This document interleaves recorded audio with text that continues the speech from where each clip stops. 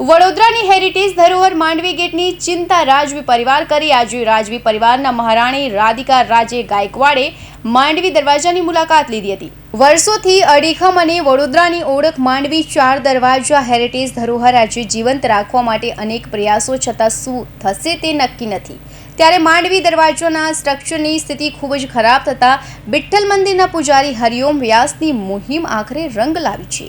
પહેલા રાજકારણીઓ અને હવે આ માંડવી ગેટની ચિંતા રાજવી પરિવારે કરી. આજે રાજવી પરિવારના મહારાણી રાધિકા રાજે ગાયકવાડે માંડવી દરવાજાની મુલાકાત લીધી હતી. આ અંગે મહારાણી રાધિકા રાજે ગાયકવાડે જણાવ્યું હતું કે હાલમાં અમે માંડવી ગેટની પરિસ્થિતિ જોવા માટે આવ્યા છીએ.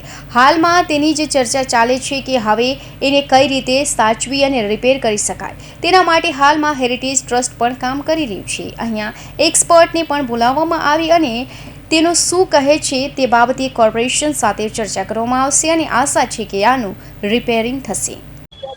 પરિસ્થિતિ જોવા આવ્યા છીએ અમે માંડવી ગેટની અને એ જ ડિસ્કશન ચાલે છે કે હવે કેવી રીતે આને સાચવી શકાય અને રિપેર કરી શકાય અને હેરિટેજ ટ્રસ્ટ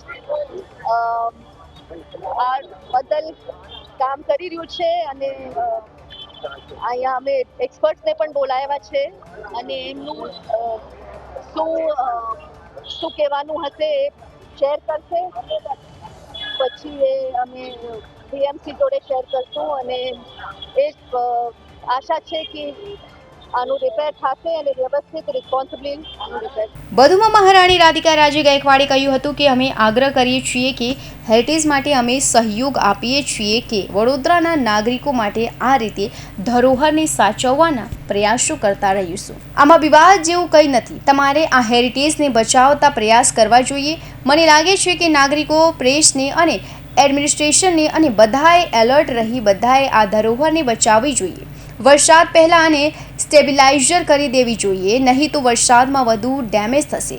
એમાં રિપોર્ટ તૈયાર થશે. બાદમાં વીએમસીને કોન્ટેક્ટ કરીને મળીશું. આપણે બધાએ મળીને સાથે કામ કરવું જોઈએ. Kaushik Patel report, Hind TV news, Surat.